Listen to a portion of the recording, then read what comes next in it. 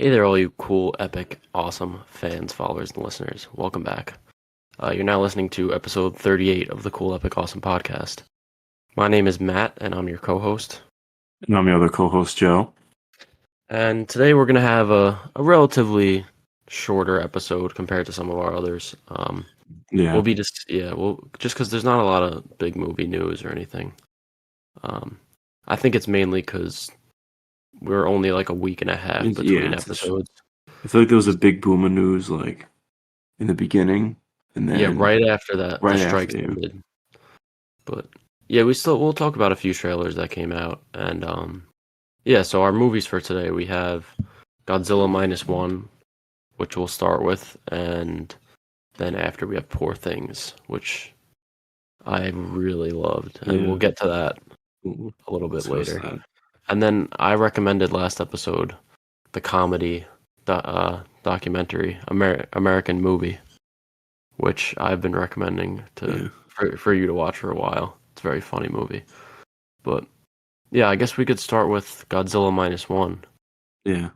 So you know a little more than me, I think. This is like the Toho released Godzilla, right? Yeah, so Toho is the original like company that made the Godzilla, what was it, 1955, 54, whatever year it came out? I feel like it was in the 40s, but I don't know. No, I think it was the 50s.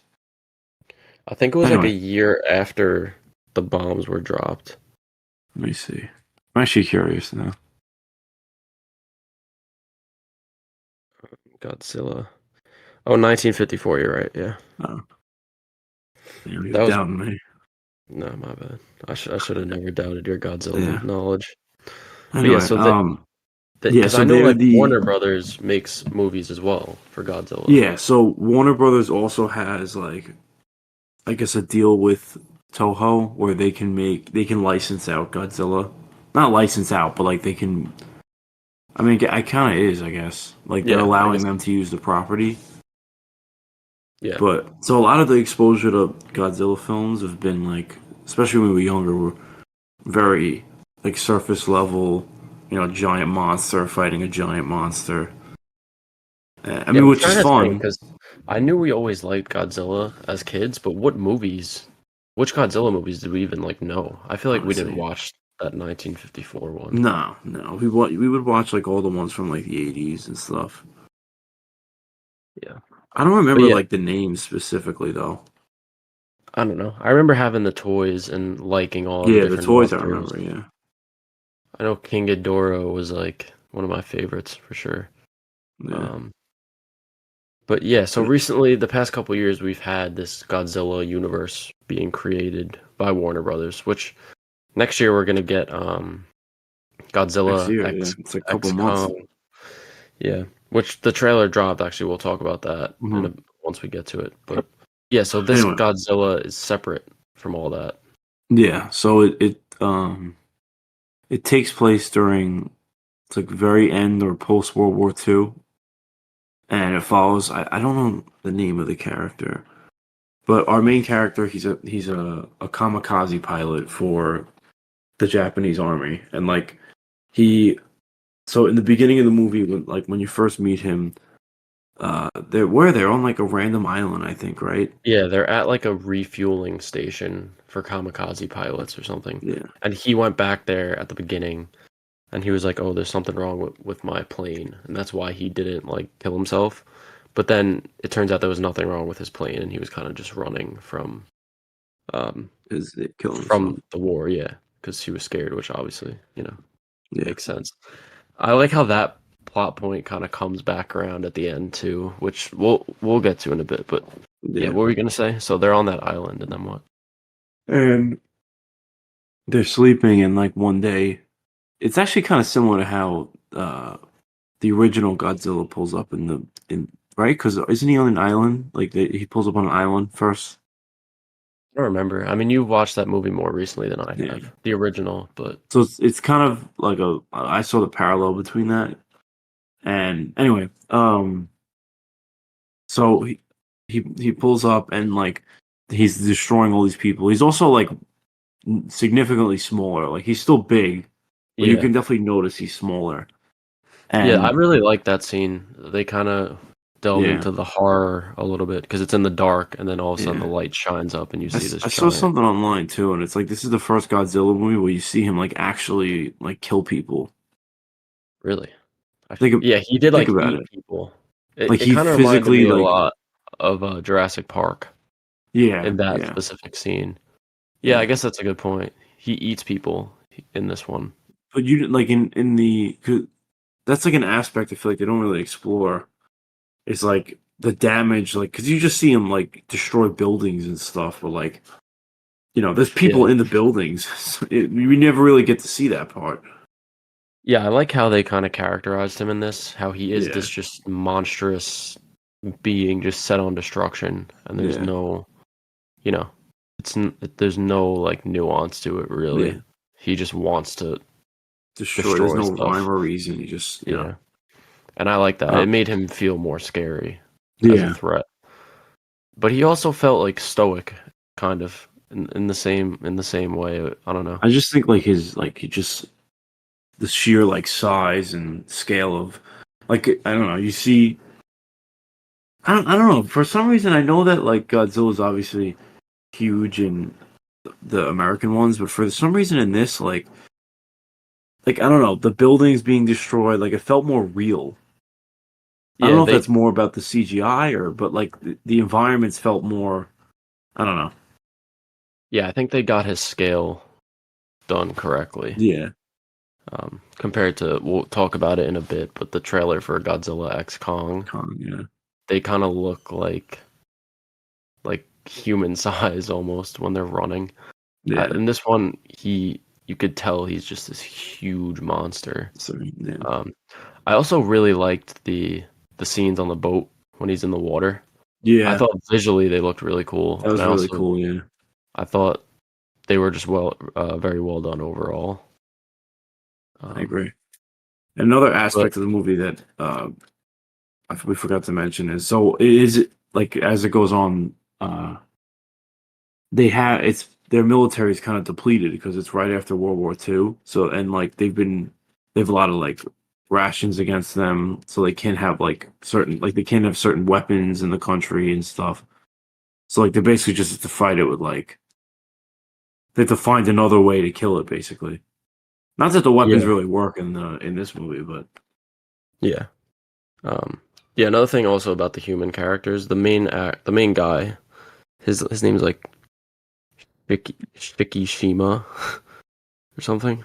I'm looking at the letterbox. I don't know. I don't want to mispronounce his name, but what do you see? see his first name. But I feel like they called him Is by his last name, didn't they? Shikishima? Yeah, I feel like they were calling him that throughout the movie. Probably. I don't know. I could be wrong. But anyways, so he was this kamikaze pilot. He ends up going back after the war ends. He goes back to his town, and his whole family had been killed from the bombings. Um, and he also meets this lady who she adopted this baby because the baby's parents were killed, and they kind of become like a makeshift family. Um, it's interesting to see how uh, him and his makeshift family sort of build up, not back to fully where they were, obviously, but Some he gets a sort good of like job. He gets like a decent house. They have money now, and then Godzilla comes back, and everything is destroyed again. That's kind of where the title comes in, I guess, the -1 aspect of it, yeah. where it's like if they were on a fair playing field, it would be like just a zero. But since it's right after World War II, that's why it's the -1. Um, but yeah, one thing that this film did for me, which I didn't expect at all, was I actually cared about the humans. Usually, Yeah. I I don't was gonna care say, at all about what's going on with the humans in like a monster movie. But if you think about it, like Godzilla is not really in it that much. A lot of the runtime is more focused on these human characters. people, yeah. It doesn't feel like it though, because you actually care about the humans when they're on screen. It doesn't feel like it's taking away from it feels more like a balance. Yeah, And less like there's just a massive screen time you know what I mean? yeah. Um, so I forget how does Godzilla end up getting reawoken? Does he just randomly pull up again? No, the nuke. Which nuke? Forget. The what you call it? The nuking, like the nuke. Like there's a scene of America nuking the U.S. I mean, America nuking Yeah, but Japan. I feel like a couple years pass even after that, and then he comes back because the main guy builds back his whole like house and everything. That was after the bombings. That took a How's couple he? years.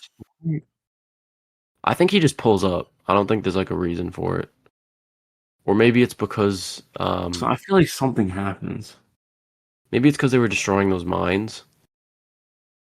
I honestly Maybe. I think he just pulls up for no reason. I I don't feel really like remember. I feel like there has to be a reason like that. It wouldn't make. I don't know.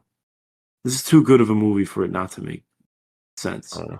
Yeah, but also it could just be the in the same vein of him just destroying buildings for no reason. He could just come back for no reason just because he's that much of a monster. Um, Oh, didn't they think they killed it, but then it started to regrow or something like that, and then it I don't came know. back? I don't know. Anyway, But yeah, anyways, what was I saying? I was talking about the human characters, that storyline. I really like the main guy's arc throughout the movie, where he starts out being, he's scared to die for his country and all this, and basically he has a chance to probably not kill Godzilla, but to injure him in the yeah, beginning, and for whatever reason he doesn't. I guess because he's scared that when he starts shooting at him, Godzilla would attack him. So yeah. he also kind of has this guilt lingering over him that he's like, all of my Survivor's Guild. yeah, all my fellow soldiers died and I survived and I might have been able to prevent it. And there's one other soldier who's like a mechanic that survives and he has a limp now because of that. Yeah, Um, so yeah, you could tell this main character has all this guilt built up, and then by the end of the movie, he's finally being like, "All right, I'm ready to sacrifice myself because I wasn't able to do it all this time back then." I also so yeah, at the end of the movie, he basically decides that he's gonna fly a bunch of bombs into Godzilla's mouth and blow him up from the inside, yeah, which is a decent strategy. yeah, Um, But yeah, and then it turns out in like a twist, the mechanic that was so mad at him for not shooting Godzilla in the beginning, he tells him, you know, like you should live, and he builds in a parachute like launch thing in his plane, and he ends up yeah. surviving at the end. I And it's I not mean revealed to you. Like, I mean, I had an idea. I don't know. I thought they were gonna. It kind of would have been weird if they had him kill himself. I guess because Mhm. then that would have been like Especially because like at that point, also you're led to believe at one point that the woman that is caretaking for the kid too, that she dies. So like, and that happens what, like in the middle of the movie. yeah. So you Yeah, don't find out until like maybe like what 10 minutes before the movie ends. So she's actually alive, but like he didn't know because it takes place in the 40s. yeah. There's no way. Yeah, it's when Godzilla attacks for the first time. She shoves him like behind a building and then Godzilla's blast like launches her back. It was kind of goofy scene, but um, Yeah. yeah, there was a great Also, line though. I think the writing was really the good. writing was really good. Um, Yeah. there was a line that I forget the woman's name too.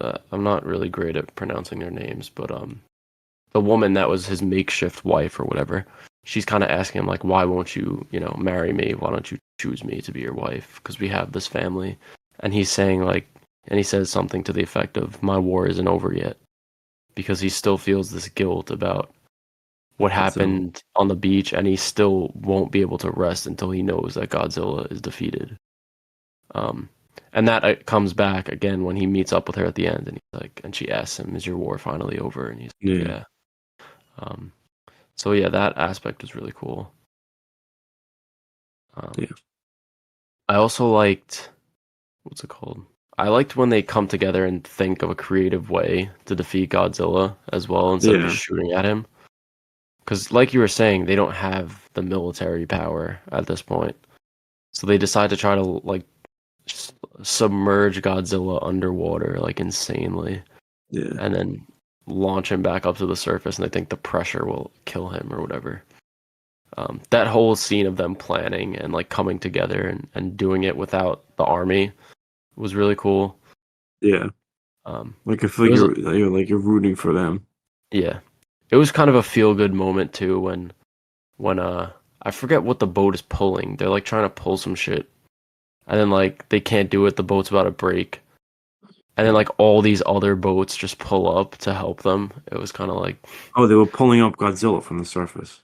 oh yeah, I forgot. He was for some reason he stopped, and they had all these other boats just randomly show up because led by one of the guys that they told earlier. They were like, "Oh, you can't come. You're too young," but he ends up coming anyway, and it was kind of the Yeah.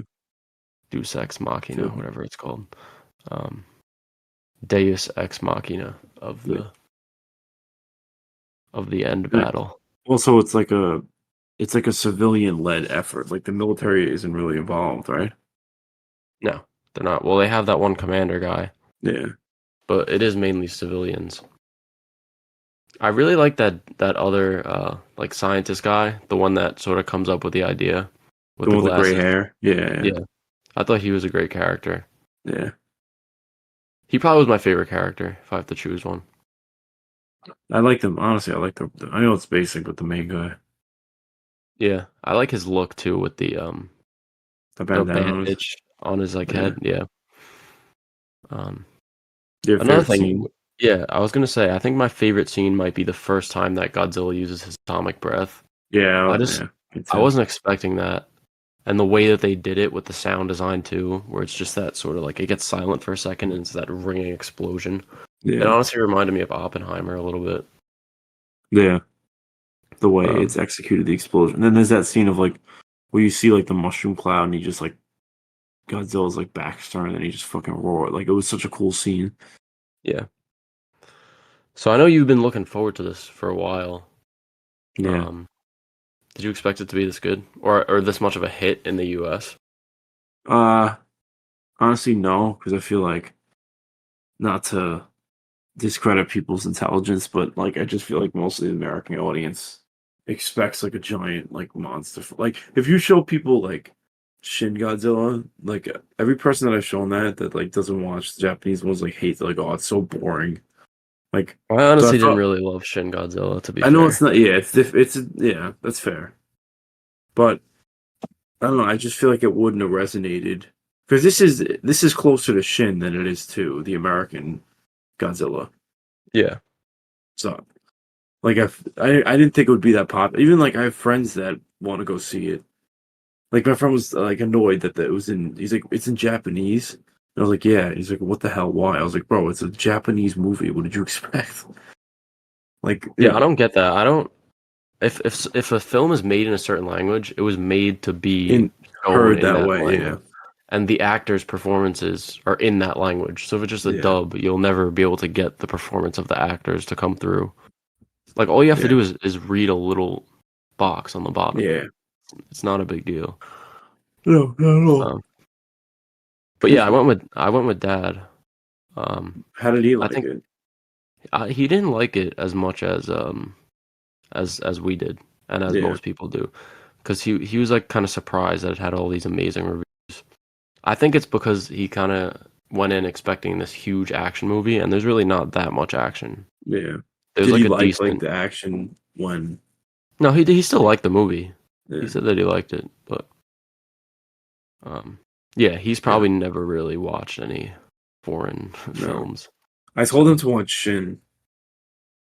I yeah, I wonder, wonder like, if I don't know. I don't think he actually will, but I wonder if he does. yeah, honestly, I don't know. I know he's watching that Godzilla show, Monarch. He What is it cares a lot about? more about the The MonsterVerse. yeah. I started watching Monarch. What is the plot about? Um, it's basically like a story set within two different time periods, and some of the characters are related to each other, and then some of them are like the same characters, and it's about these people that kind of discovered the first monsters and like what Monarch was, and they're sort of like breaking into the secrets of what Monarch is. Yeah. because it's that organization that kind of deals with these monster events. Yeah. No, no. They reference the events of the Godzilla 2014 movie a lot. They call it G-Day. Really. Yeah, one of the characters was a survivor of it, and she has all this what's it called? She has like PTSD from it. But yeah, I'm only up to episode 4. Dad was saying that there's gonna be like 10 episodes. But I don't know if that's true. Yeah. This is Um, the guy who's doing fantastic directed it. Matt Shackman. Yeah. Yeah. He's good though. He did WandaVision too. Yeah. Um, yeah, it's interesting. They do have a bunch of all these random kaiju, which is always cool to see.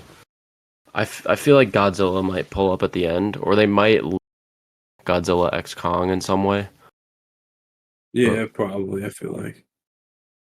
we'll see. Yeah. Um, yeah, I mean, I don't know. I'm trying to think if I had anything else left to say on the movie. I love the design of the Godzilla. I mean, I don't know if we really spoke about that.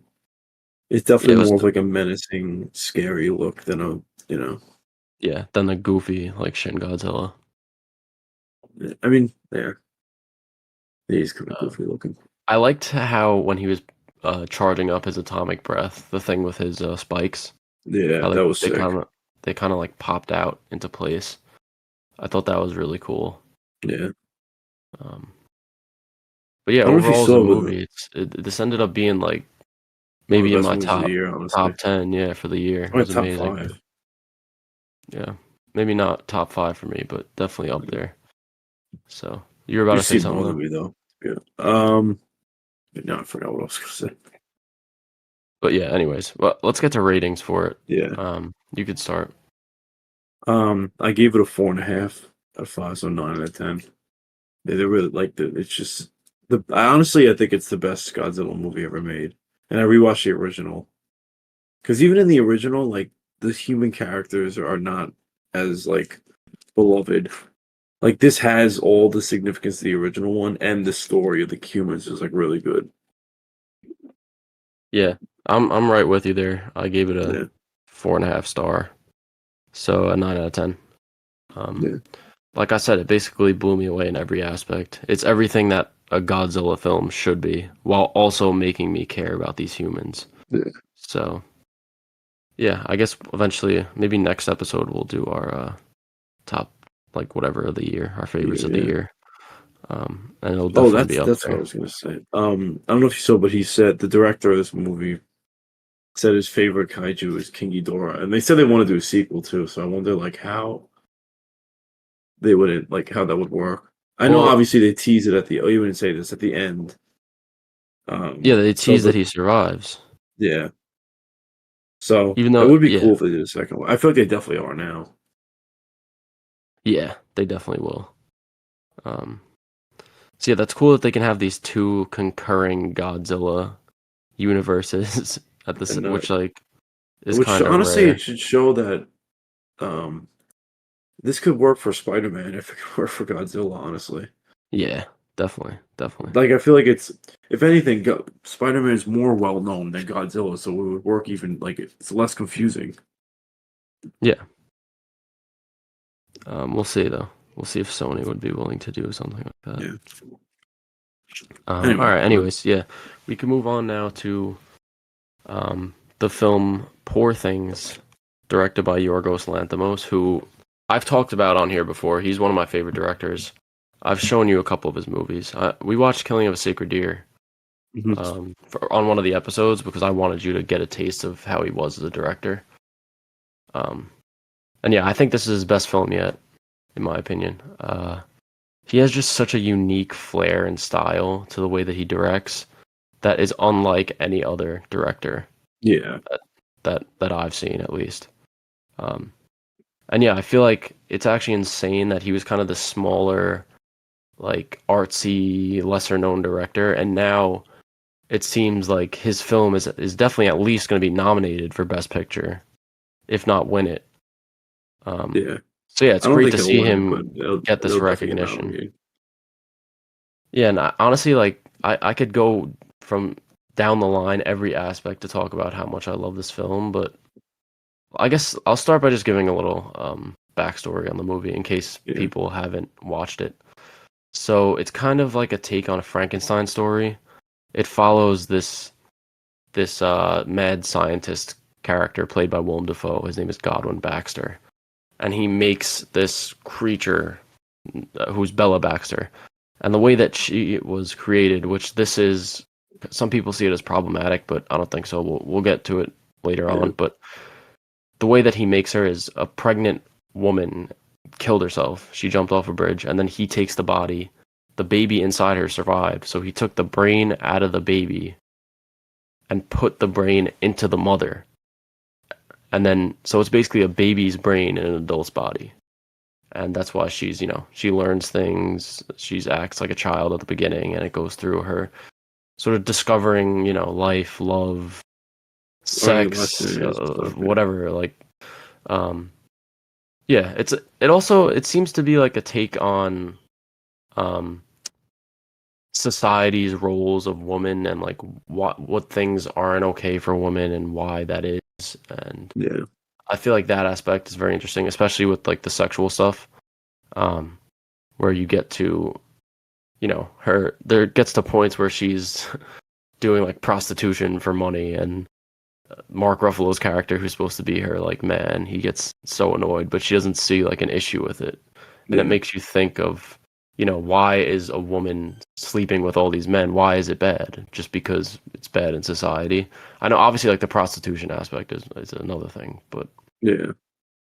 um, yeah, I think But the movie starts in this black and white tone, which I and really loved. then it kind of like transitions as she gets older to more of a colorful, like vibrant type of like all the costumes and stuff are like really good. And I don't know how to explain the costumes. It's just like a very unique looking. Yeah, it's a unique looking world that Yeah. seems to have just been envisioned. It's set in like our world on Yeah. I Earth. think There's, it's she in goes to Europe at points, the whole thing takes right? place in Europe, I think. Oh yeah, doesn't she? Or no, she goes to different cities throughout Europe or She's countries. in I don't know. Lisbon. She goes to Lisbon, London. I don't know if she goes to Paris. I don't think so. No. She gets um on a cruise ship at one point. That's a big part of it. A lot of stuff happens there. Um, Yeah. but yeah, what are your initial takeaways from it? Because it is a very out there movie, and I feel like it's something that I would probably like a bit more than you.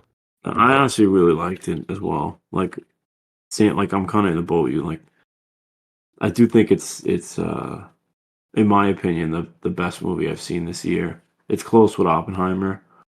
Um it's just like the story is so unique and like you kind of get to see this person grow up and it does feel like the her maturing and like getting older and learning life lessons like it seems like authentic to like what it would happen if that was possible. You know what I mean? Yeah, that's why I know people have issues with it because the movie has a lot of sex, which Yeah. is whatever. But the problem is, it's the mind of an infant basically. So it's like the Well, mind of an infant I having didn't all this really, sex. I didn't really see it like that Neither did I. I didn't have an issue because with that. she's that the sex stuff doesn't really come until like she gets older. Like, and they Yeah, talk about how her brain's maturing. Like, I've just been led to believe that like I don't know, she's at that like she's matured enough to kind of yeah. I But don't know. it is sort of a realistic take on. Let's say this was possible and this happened.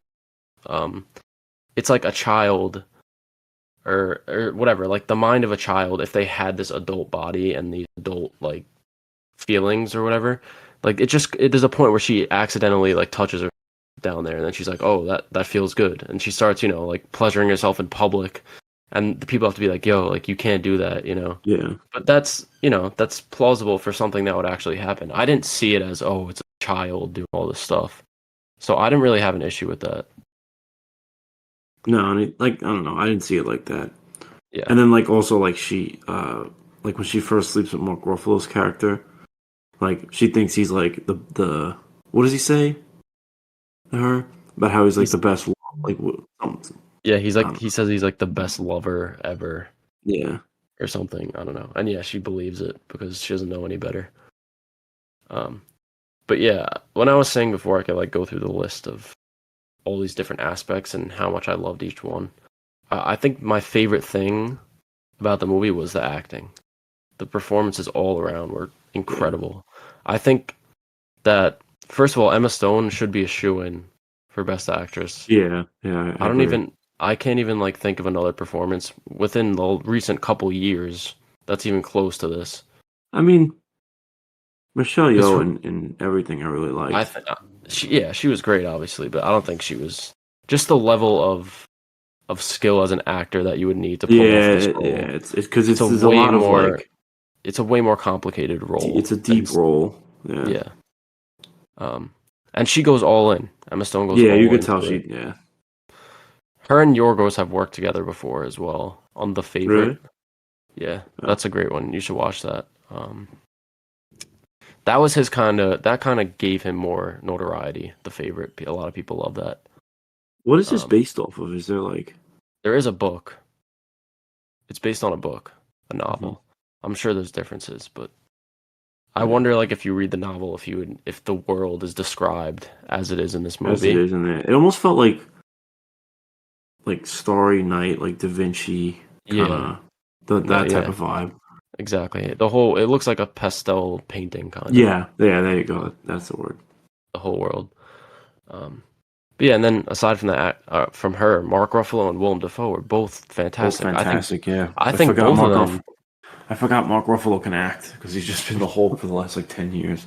Yeah, this is such a different role for him, though. He doesn't usually do Yeah, stuff like yeah. this. I don't know if you watched his excuse me, his Actors on Actors with Robert Downey. Yeah, I did. I did. I don't know if you remember, but he mentions that like because in the role he plays, he's like a businessman. He doesn't really I don't say know. like what. I think he's just like an entrepreneur. Like Yeah, I don't know. and but like he's like a sexist and like like treats the girl kind of like shit basically. And he said it was like kind of hard for him because he knows he would in real life he would never do something like that. So he said it was kind of difficult for him to you know Yeah. He get also into that role. described a bit about like what it was like working on set and how everyone felt so comfortable because of the way that Yorgos would direct them. Yeah, Um, yeah, I watched a few of the actors on actors. They're all pretty cool. yeah. But yeah, I feel like since we've been keeping up so much with movies, that all the actors on Like actors I was pairings are actually like mad this. hyped to watch the. I want to watch the Jenna Ortega and I what you don't think call she's it. in it. Ortega. I'm sorry, not Jenna Ortega. Rachel Zegler and Oh, and Halle, whatever, Halle yeah, Bailey. Yeah, I watched that one or listened to it at least. That one was pretty cool. Yeah, they yeah, paired up all these actors that have things in common. Like Downey and Ruffalo are both gonna get nominated for Best Supporting Actor. yeah. For Oppenheimer and Poor Things, and they Poor also thing. work together in the Avengers, Yeah, which is cool. And and then yeah, Zodiac. yeah, um, yeah, they that was like their first time working together, Yeah, I think. they But did you know, Margot anyway, Robbie and and Killian, that was like the mhm. big headliner. Yeah. Um, but yeah, anyways, to get back to the movie a bit, um, what was I gonna say? Oh yeah, So so anyway, yeah. Mark So Ruffalo, he's now my pick for Best Supporting Actor. It was Downey, but I think that his role in this is just so much more complex and it's different. It's a very different role, yeah, but I feel like seeing Mark Ruffalo go this far out of his comfort zone just goes to like show how great the performance was. yeah, I thought the movie was very funny. Also, there yeah. was like a bunch of laugh out loud moments for me in the theater. I Um, agree. Which I don't really laugh. I feel like I don't laugh a lot at like the last movie that actually made me laugh was probably Barbie. yeah. Yeah, I agree. I don't really laugh that much, like especially out loud. Yeah, But I went with a packed theater. It was like opening night. I was with a couple of my friends. So yeah, there was a couple moments that were laugh out loud. yeah. I especially like the ending bit. Um with where Christopher Abbott basically makes this glorified cameo. I don't know if you know him, that actor. He like looks just like Kit Harington. Oh yeah, You yeah, know the guy who plays the original he's the husband of the original woman. Oh yes, yeah, His whole bit where he's like an insane misogynist, and when she goes back to live with him, she's so blunt with how she says things. She's like, "Oh, I'm yeah, starting to realize why I killed myself, or why I jumped from that bridge, just because of the way yeah, that he treats her." Um, and I like what they do with his character as well. How she they end up fighting whatever she injures him, and then she switches his mind with a goat, and it's just so goofy. It like fits perfectly within the yeah, world. It's him just on all fours at the end, chomping away. Um, yeah, but to get more into the like woman empowerment, I guess you could say, aspect of it, you notice that Mark Ruffalo's character starts to like tweak out a little when he sees Bella like she, Baxter reading and trying to getting understand the smarter. world more. Yeah, Yeah, getting yeah, more. And then it's just funny because at the end it's her sitting on the beach chair reading a book the as book. Yeah, her former husband is got his brain switched out with a goat. Um, but yeah, I loved Christopher Abbott in there. He actually remember they said recently, oh yeah. He these two screen tested for people. Superman, right? No, he screen tested for Mr. Fantastic, and Oh yeah, they you're said right, it. you're right. They were like, oh, it went very poorly. I think he's a great actor though. I saw him in another movie this year. I forget what it's called, but yeah, Mm, he's great. yeah, Um, but yeah, some other things. The camera work. The camera work was yeah, awesome. I loved the uniqueness of all of each shot in the film. I love how it was at black and white at points, and then that's more I guess in the cinematography. But yeah. they would use fisheye lens at points. Yeah, Just it I honestly liked that the fish. I didn't know what it was called. That lens. yeah. The fisheye, I think it just goes with the overall vibe and aesthetic of the Yeah, world. like I didn't Uh, question it. yeah. I love the music. The music was very good. Yeah, Um, and yeah, I don't really know. I don't know what else to say. It feels like it's kind of an experience of a film. yeah. But I guess yeah, we could say our favorite scenes. I don't know if you want to go first for this one. Um, I don't know. Yeah, I want to you go first, honestly, because I have a couple in mind. Okay. Let me think. I guess my favorite scene.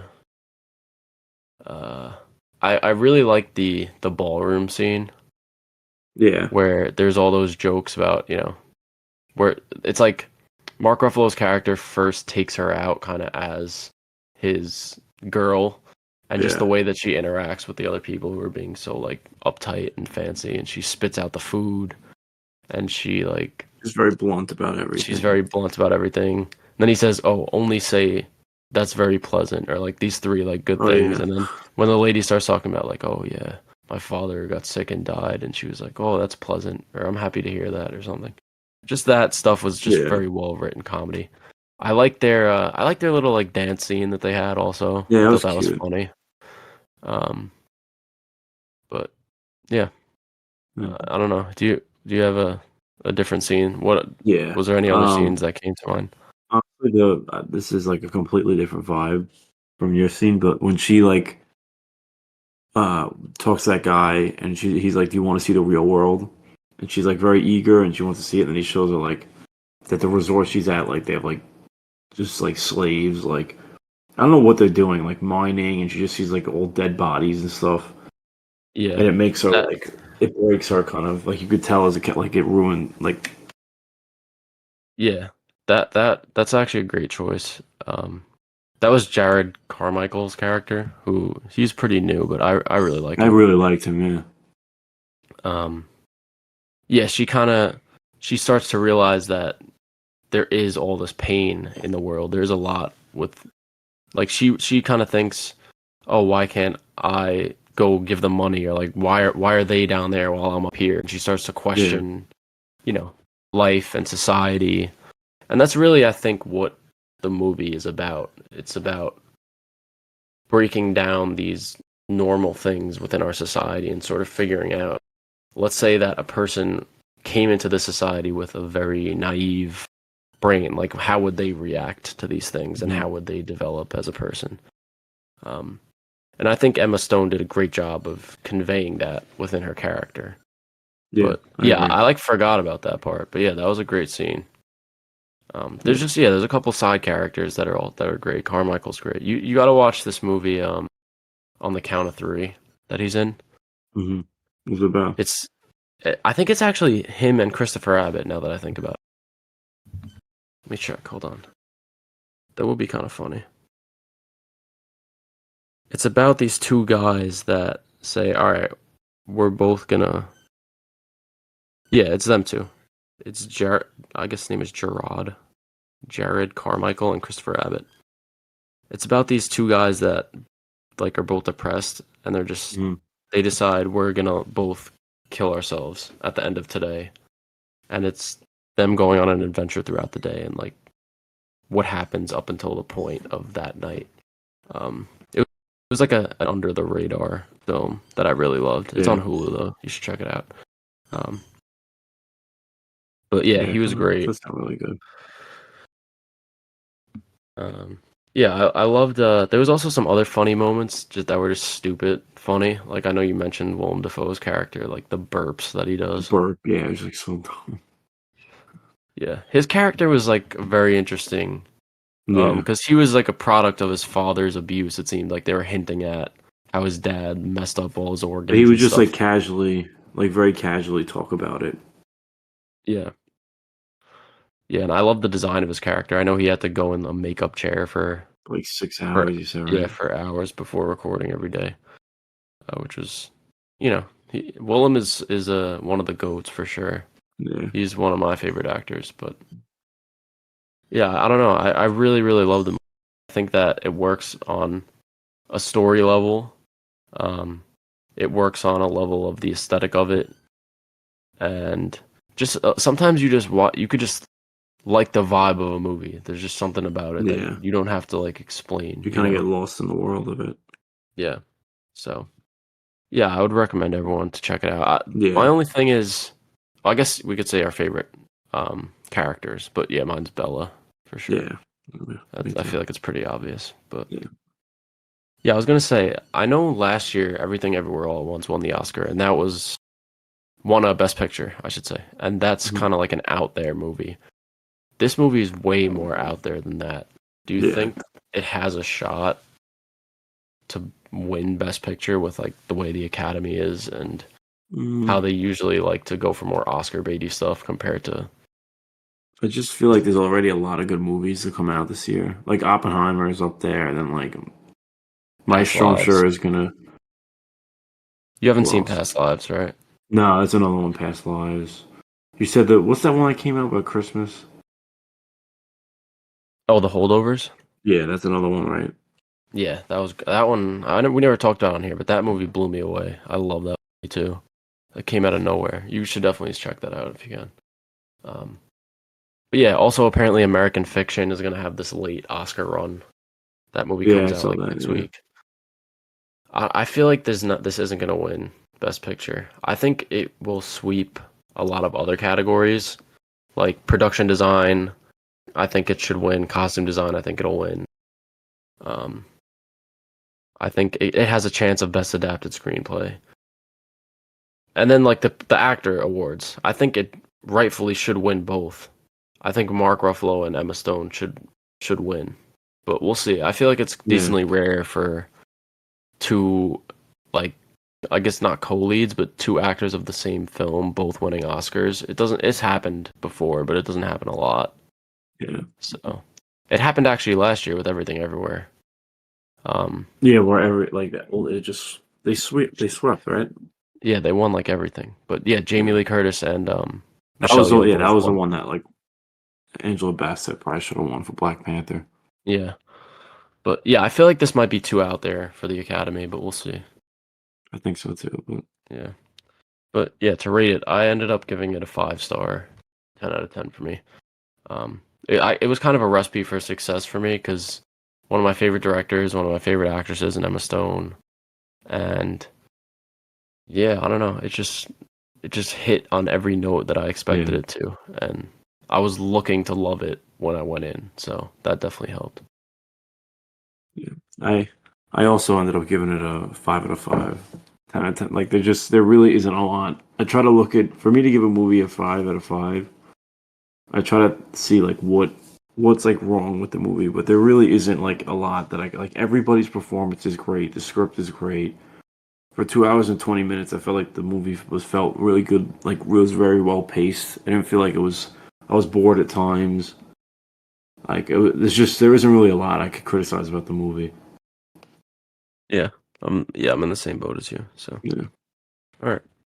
Good. Yeah, I'm really glad that I ended up loving it because I think when we did our top 5 most anticipated from like last year, I'm pretty sure this is number 1 for me or I number think it 2. was. Yeah.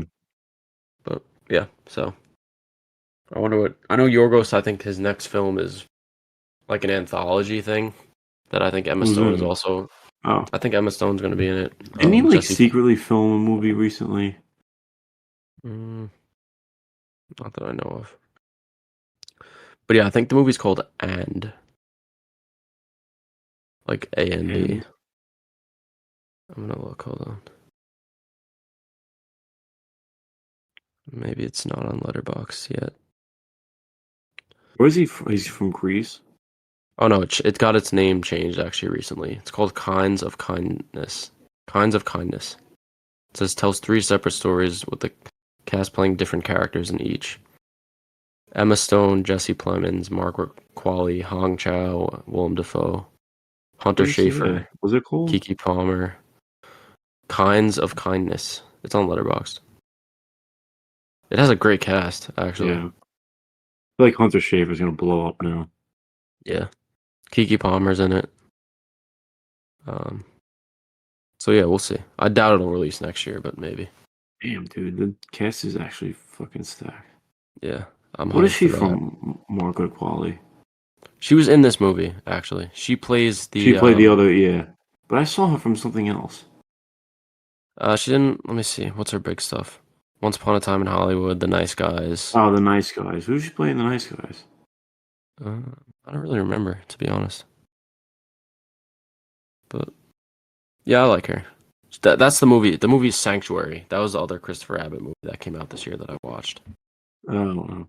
Um, where it's her and Christopher Abbott. But yeah, anyways, I think Yorgos is one of the best directors working today.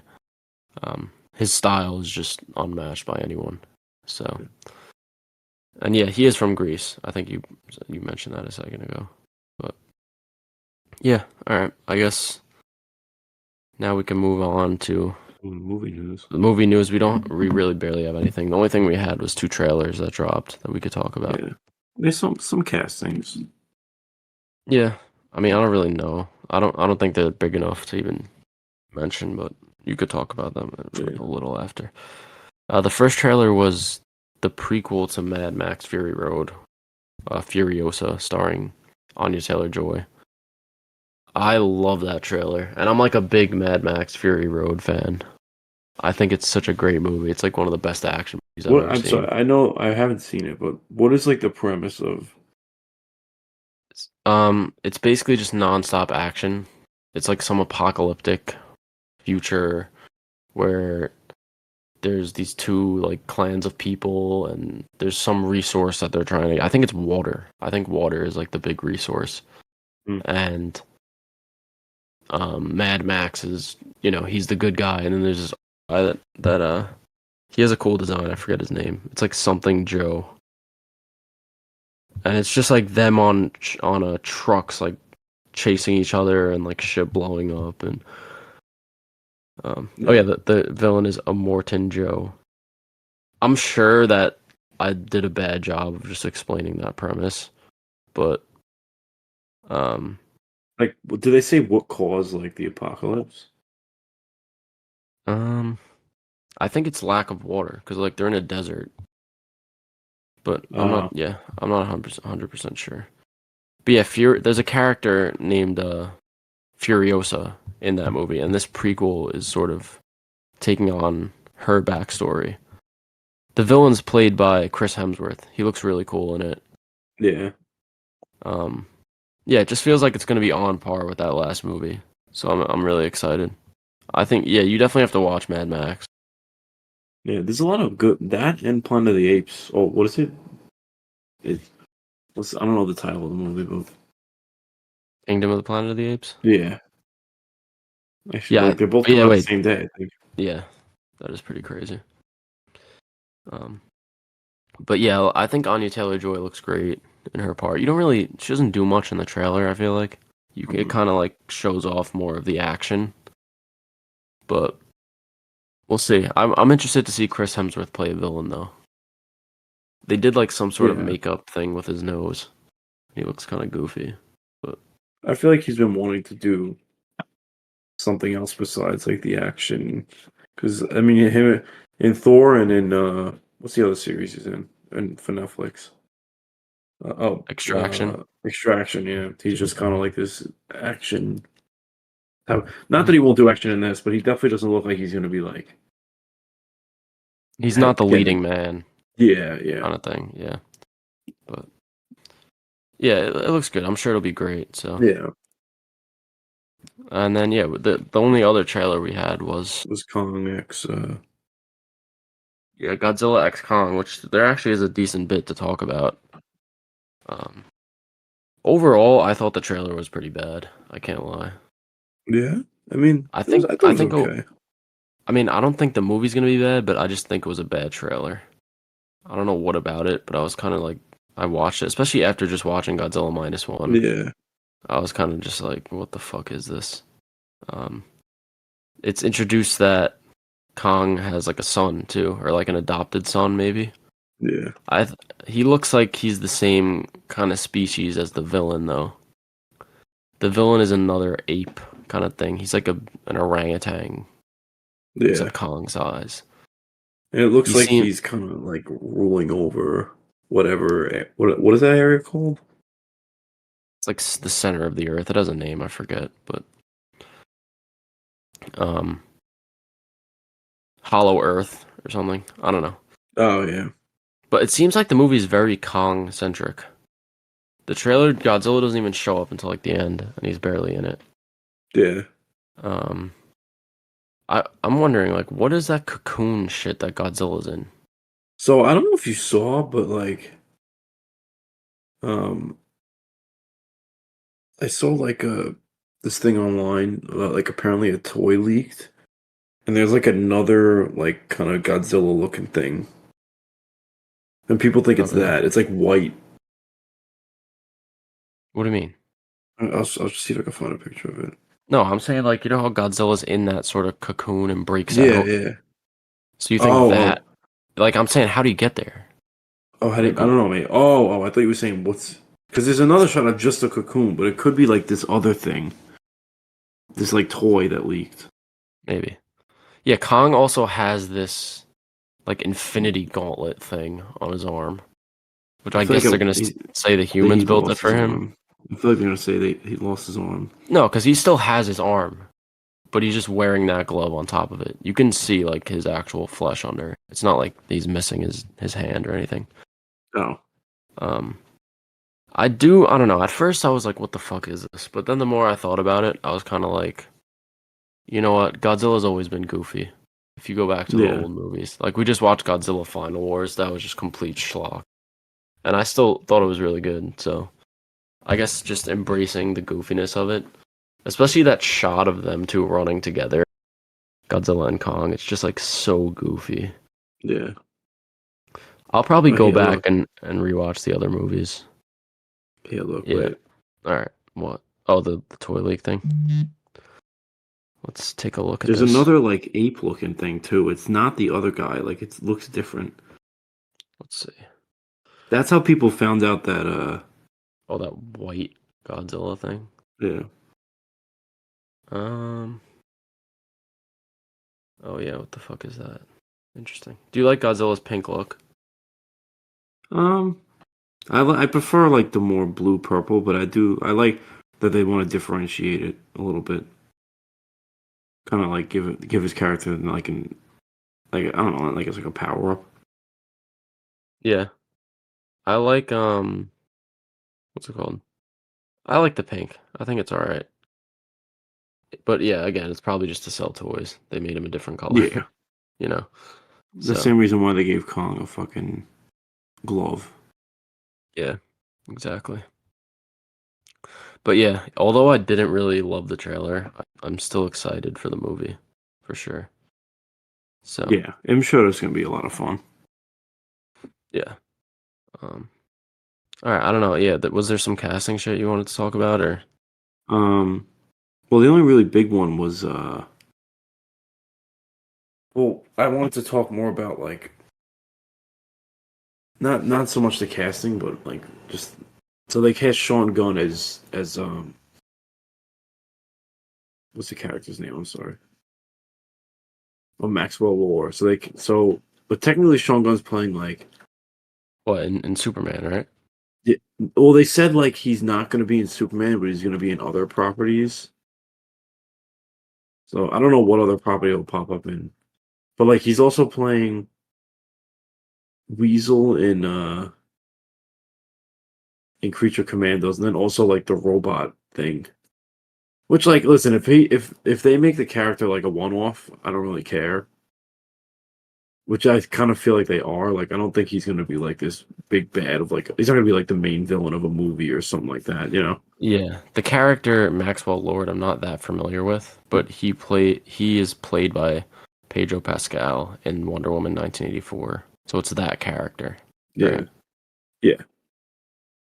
Um, So I don't really know like why. I feel like it's just like you know how they'll cast comic book villains in a movie or like in a show, but like they're like kind of lesser known and they don't really have anything to do with their like I don't even know what his powers are I because in don't the think he movie he has just gets like a powers. rock. I Yeah, he think he's just gets just like like a businessman. all right. So then I mean I don't really that makes me care even less then honestly.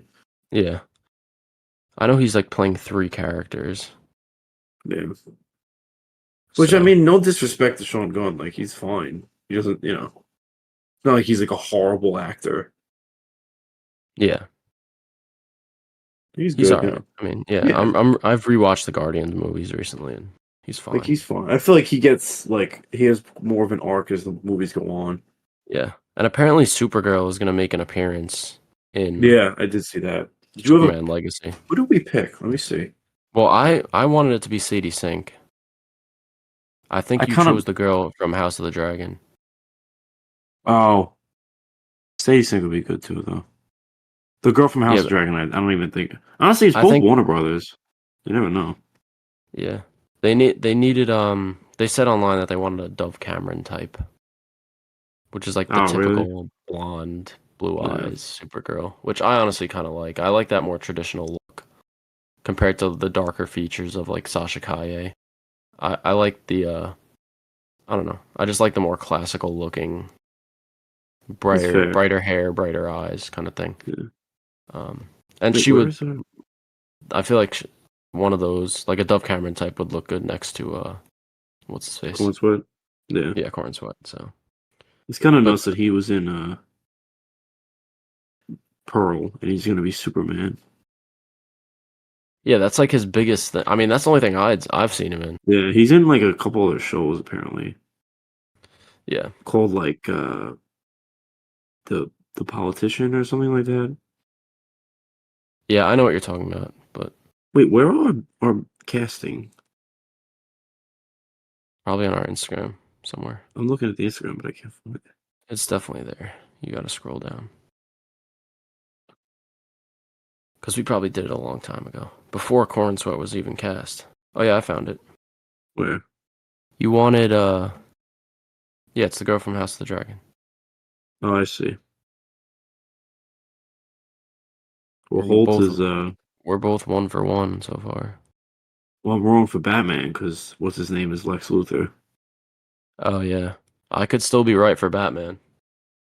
I still got a Yeah. shot at all these, but we'll see. Um, Army Hammer is Booster Gold. I kind of want, especially after seeing him in No Hard Feelings. Like I just seen the movie not with the trailer. nah, Glenn Powell. You mean Army Hammer is Oh, currently sorry. can Why did I say Army Hammer? He's a cannibal, right? yeah, he's currently canceled for being a cannibal, which is Yeah. awesome. But But he was Glenn like, Powell, yeah. wasn't he supposed to play Batman at some point in that In like the George Miller Justice League Mortal movie, he yeah was. yeah that's funny. Um, He probably would have been a better who's a cannibal within the DC Yeah. universe. Is there any Zaz. cannibal villains? I'm trying to think. The Blob. Doesn't the Blob eats the The Wasp? Blob. Oh, that's at Marvel. Never mind.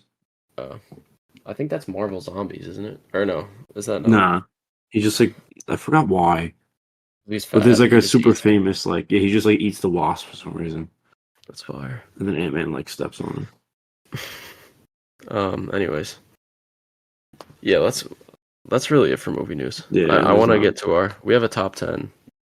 Yeah, So you could introduce it because you recommended this list the last episode. so we're doing a top 10 animal movies. So anything to do with animals. So I actually had a couple interesting picks. What inspired you to do this one? Because like I seen Godzilla and it kind of how like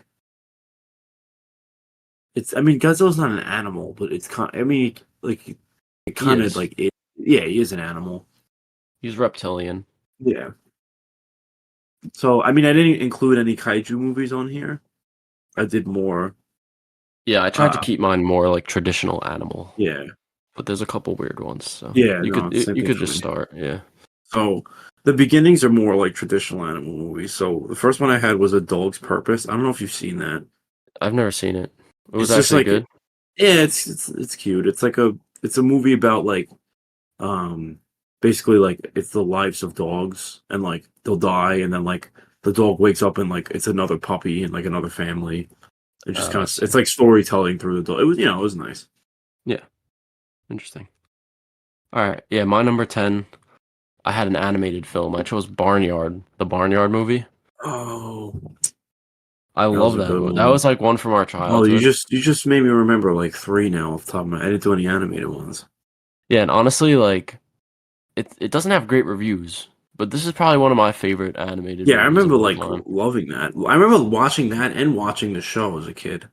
I think it hits all the comedy notes, and it also hits Like the the emotional heartfelt, notes. Yeah, yeah, the story of, Otis losing Otis. Ben, his father, and then It's eventually him being having to like a step not up. yeah, not like a fuck up, but he's not like a leader. He messes Yeah, around too much, and then by the end he has to fill in for protect his the dad's blind. shoes. There's that scene where they fight the coyotes, and you hear his You dad see him singing won't "Won't back Back down. Down." It's so epic. I like rewatched the movie recently. Not recently, but like last year with some of my friends at college. Because I Hmm. was like, you know what, let's just toss this on. It'll be funny. But like, it actually held up so well. I really enjoyed rewatching it. Like, I thought we were so bad it's good, but it's like Yeah, actually good. So fair, fair. yeah, that was 10 for me. Mm. Um, number nine, I had Seabiscuit. I don't know if you've seen that. That's the Spielberg one with the horse, right? Yeah, Nope, it's like never a seen it. jockey sport. It's I watched it like a long, long time ago. Wait, is it Spielberg? What is it called? Seabiscuit? Seabiscuit. Maybe it's not Spielberg. Spielberg did something with a horse for sure. Yeah. No, yeah, that's not Spielberg, but Oh. oh, it's Tobey Maguire. Yeah. Interesting. He plays the jockey, right? Yeah. Now that I'm just curious, I want to look up what film Spielberg made that was of a horse. Because he definitely did something. Unless I'm making shit up. Oh, War Horse. My bad. All you War Horse lovers out there. Warhorse enthusiast. Alright, number 9, I had King Kong, the 1933 film. This is one that I watched recently, actually. I thought it was great, It still holds up decently in terms of the stop motion that they use and the effects and how they pull off Kong. There's a lot of Had it? other It's the it's puppeteer, I very guess. Or it's like it's a guy in a suit and it's also stop motion, no. like Wallace and Gromit type stuff. But yeah, it's good. It's good. There's some problematic things in it though. There's like some racist scenes and some I'm sure. sexist Yeah. scenes, but it's from 1933, so Yeah. it's kind of like you gotta put that stuff to the side while watching an old movie like that because that's just like it's like a time capsule. It's just part of Yeah. that time. So yeah, that was 9 for me. For 8, what am I thinking? So 8, I had Airbuds, which I don't know if Really? you've watched that as a yeah. I fucking love that movie as a kid. Like that's a movie they would put on like if the teacher didn't want to do anything and like they just roll the fucking TV in and they pop that in. Like I don't know. I just had like it's like synonymous with me because they would always put that on when I was younger and like they didn't want to do anything in school. But it's a I, classic. I don't remember it. I just remember like the the premise is actually like so Yeah, stupid. it's insane. They have like Imagine other like ones too where like they play football and shit. imagine losing to a dog like the other team. Yeah, that's insane. Yeah, I'm looking at the other movies. Airbud, Seventh Inning Fetch, and the cover is like a golden retriever and a raccoon holding a Apparently bat and a ball. there's 14 Airbud movies. That's actually Yeah, insane, dude. it's pretty fire. I feel like there was one where they went to space or something. There's a ton. There's yeah. I just looked up Airbud movies: Treasure Buddies, Snow Paws 2, Spooky Buddies, Space Buddies. Yeah, Damn, dude, the space. fucking Airbud lore. Yeah, it's just like the classic, oh, it's so cute, like kind of thing. I like You how they know? went from a dog playing basketball to like in the last one they go on an adventure in like fucking Egypt. It's called Treasure Buddies. Yeah, there's a camel on the poster. Yeah, Interesting. Might have to check out that franchise. yeah. But all right. Number 8, another animated film. I had Puss in Boots: The Last Wish, See, I which was came gonna. out. That probably would have been like. Now you know That would have been how much I love that movie. yeah. I didn't want to That include it though. why not? I mean, it is an animal. It Yeah, but I feel like they in those like they treat the animal more like I like don't know. humans. They're like humans the way they interact. Yeah, that's true. Yeah, that's a good point. I didn't really know the So guidelines, I guess, fully, but no, I mean it's technically still an animal movie, but like that's just how I viewed it. yeah. But I don't. Not enough could be said about this movie. I guess I know Yeah, you love it. It came out kind of recently, and it was like a complete reinvention of Puss of in the Boots. franchise. Yeah, and The the animation was animation is awesome. Yeah, the gorgeous. Yeah, voice acting is good. It had a good story. So good villain, yeah, really good villain. they're really good film. So all right, what's your 7? 7, I had a Cocaine Bear, which I saw this Oh, year actually, and I really liked.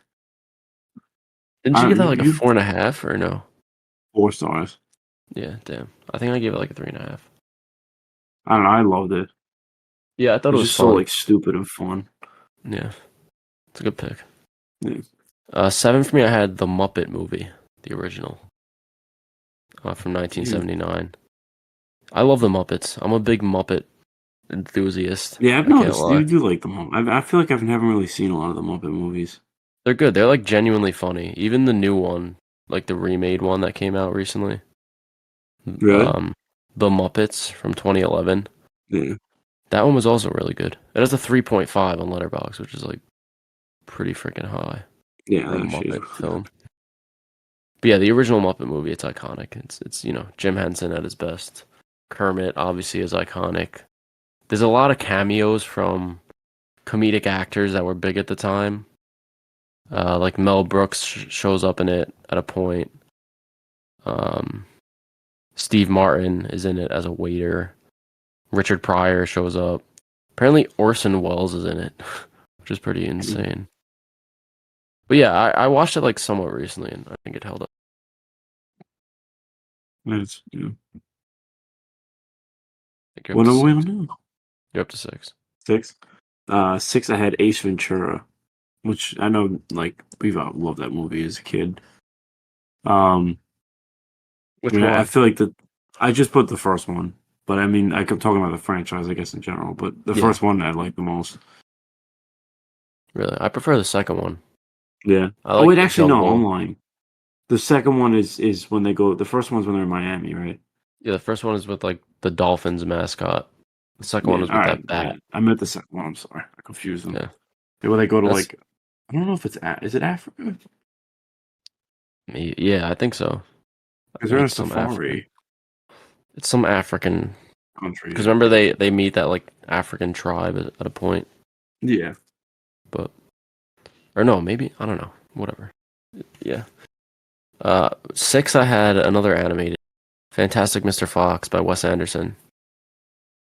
Yeah. Really great voice acting.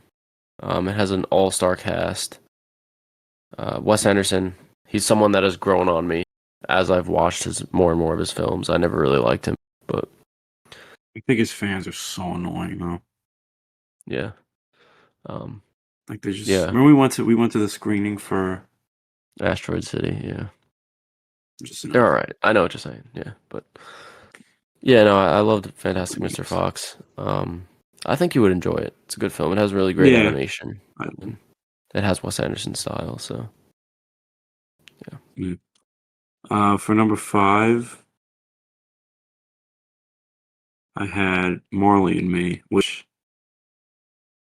I know that's like I remember being the first, actually not the first movie, but one of the first movies to ever make me cry. It's just like if you own a dog, like that movie just hits home so hard. Or have had a dog. Yeah, especially when you're a kid, because it's hard to like Yeah, grapple with the idea of losing, of like loss in general. yeah, Um, especially loss of an animal. and I haven't seen that one in a while, but too much trauma. yeah, for those of you who don't know, our dog is actually named Marley, Yeah, and he's gonna be going the Marley and Me route any year now. He's getting old, so it is. maybe maybe we'll rewatch that film whenever. Please, maybe not.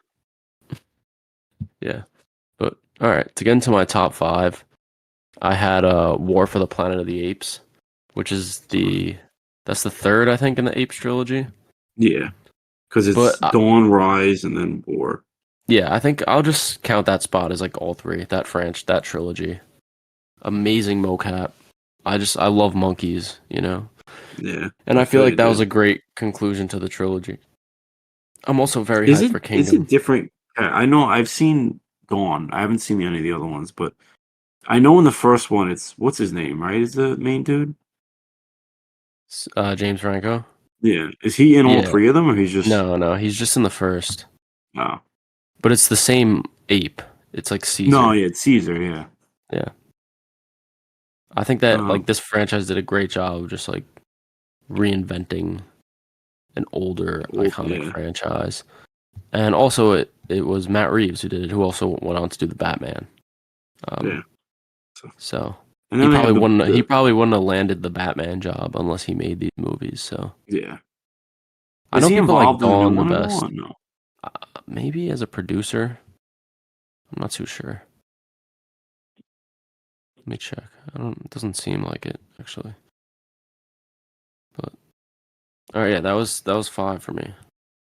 So I think you're up to 4. Yeah. For 4 I had The Life of Pi, which I don't know, did you read the book? Yeah, I actually read the book in middle school. It used to be I had one of my to, favorite books. I had to read it in school. I think I read it in high school though, but another Yeah, it's a really lot about good, religion. yeah. And like themes of isolation, Yeah, like and because yeah, the animal is the tiger. yeah, It's like a and boy and a tiger gets stranded on this boat. the wasn't there a baboon? I don't remember, possibly. Um, yeah, I actually want to recheck out that movie because I remember liking it a lot as a kid, but I don't really I remember feel like much of watching it. it now, I definitely appreciate it a lot more. Yeah, let me. Life of Pi has a 3.7. It's pretty solid. Yeah. Um, yeah, I feel like that CGI on that tiger was like revolutionary. Yeah, yeah. It's I pretty remember always insane. like the two things people always talk about CGI from. I feel like are that and the Pirates of the Caribbean movie from Yeah, like 2006. That is still like because if you told me that came out today, I would believe you. It's insane that were able to do that. yeah, it is pretty wild. Yeah. Um, all right, yeah, Oh my yeah. number 4. I have a weird one here, but it's Meet the Feebles, which we talked about in one of our episodes, and it's just like basically a dark take on the Muppets. Yeah. I thought the film was genius I and like actually did like the movie a lot when we watched it. I did yeah, enjoy it. and it's hilarious. Yeah. The It's just animal stupid. aspects of it are the puppets being animal Animals, yeah. and anthropomorphic animals. It's such a weird movie, and it's crazy that it was like a Peter Jackson directed movie Yeah. who like went on to do Lord of the Rings. But yeah, Yeah. you could get into your top three now.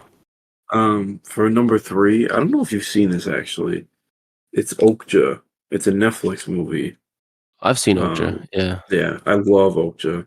I like it's like I mean it's an animal technically. So it's about yeah, like definitely. It's a about is you could they like sorry, go ahead. genetically modify like a it's like a pig kind of. It's just basically like a giant pig, and they want to use it like to farm to like mass produce and like just to make meat and stuff like that.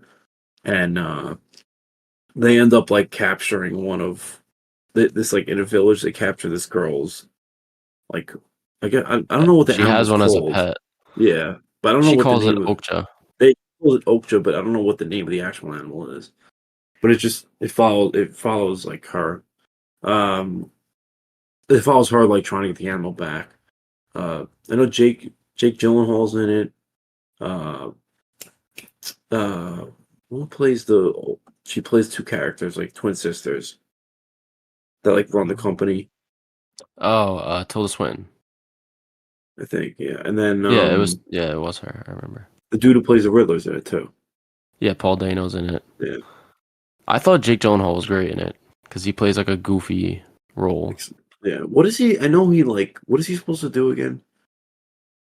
in the He has a movie. minor role. He's only in the movie for like 10 minutes. I feel like. He like works for one of the like the big company or like But owns it yeah, or something, and like he's like oh no, he's like a fake like explorer guy that does a show or something.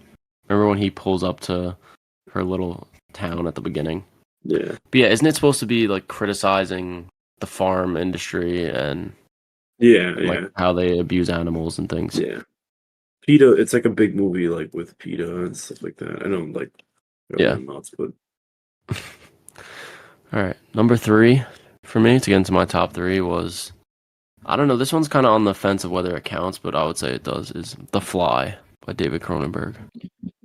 yeah, I I guess. mean, Yeah, The Fly is a fly yeah, is it's technically an animal, an yeah. insect. But I just feel like it's so like I mean, it kind of doesn't do with the plot, I guess, but like it's such Yeah, an it's insignificant like. I I don't mean, know. not really though. People call. I don't know. That's I'm yeah. counting it. It's technically yeah. It counts. It's not like it's very different than Air Bud, but Yeah. it's a different type of animal film. Yeah. So all right, Um. up to two Number now for you. Your runner yeah. up. Number my runner up. I had Jaws, which It's a was great one of the pick. yeah It's a probably solid ass like pick. one of the best horror movies ever made. And I remember that was honestly probably the first horror movie I ever watched. Now that I think Yeah, about it, we watched that pretty young, yeah, and but also like that is not enough can be said about how iconic it is. A lot of the society and as a whole is so scared of sharks is scared of the because of water that and the movie. beach. Yeah. So yeah, that's one that I honestly forgot about and didn't put on my list. But number two for me, I had another animated, and it is Wes Anderson's Isle of Dogs. Which And I thought we were gonna pick something else. Honestly, when you said animated, what were you thinking? Ratatouille. I mean, it's not over yet. My list ain't over yet. You never know.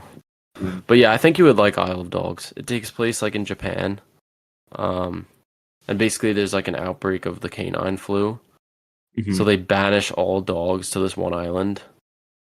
Um, and basically like this young boy pulls up to the island to try to find his dog. And it's like a story about that. I think you would really like Interesting. it. Bryan Cranston plays like the main dog Dog. guy. Well, I guess does the That's, voice. But it's that a does really sound great interesting. cast. Um, Did they Wes film Anderson does his thing. like So the voice dialogue like like on it not on a set but I think a I lot of it guess they try to act out what's happening, yeah which I think Wes Anderson just likes to do. yeah But yeah, I like his sort of claymation style. Fantastic Mr. Fox and Isle of Dogs are the same yeah. in that aspect. So that's number two. For my number one, I actually had Jurassic Park, the original, which as a kid, like I loved dinosaurs, and no, the movie speaks for itself. It's one of the best movies ever made. Yeah, I Yeah, remember you always messed with dinos back in the day. yeah, it's But a big dino. Yeah. yeah, my that's a good pick. I mean, it's not the typical animal movie No, that you would but think of, but yeah. So my number one, my favorite animal movie of all time, Ratatouille. You kind of yeah, I spoiled it fucking a little know. bit Yeah, before, but I think it's easily the best Pixar film. I think it's probably one of my favorite animated films of all time. Um, and yeah, I love it. When I used to live in the Bronx, when I went to school, and one time a rat got into our house, and we named it Remy. And I tried to like toss him a fork and knife to see if he could chef something up, but he just shit it on the floor instead, so it was a failure. But yeah, no, I love Ratatouille. It's it's you got to gotta go be on it's the got to be one of Ratatouille the ride. what is it? It's like I don't know. I went on it. It was like it's like a spinning. It's kind of like Spider-Man, but Okay. you're like a little mouse, and you're just like running Oh, around the you're a kitchen. mouse. Yeah, That's funny. I always wanted to know what it felt like to be a mouse. But yeah, I really love and Ratatouille. Is it up there for you with your favorite Pixar or no? yeah, I've been watching it a long time, but my favorite Pixar movie is Soul. I know that's not pretty unconventional, but I really Soul, like Soul. Soul's Yeah, up there for me too. That might be my second favorite.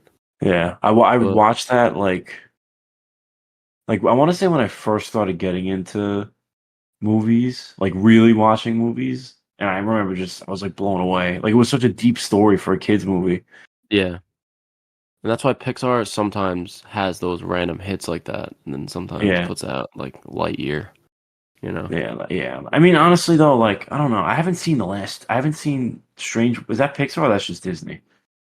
it's Pixar. Well, Pixar. I haven't seen Disney Strange Disney World. owns Pixar, but yeah, No, but Disney makes like animated movies, but then like yeah. Pixar makes Well, Disney, like they own a couple of different animation studios. yeah, They yeah. own Pixar, and then they own obviously Disney Animation, Yeah, Which is different. They're like Frozen and, yeah. and Kanto and Moana. Um, Oh, but isn't I thought Strange World was part of that?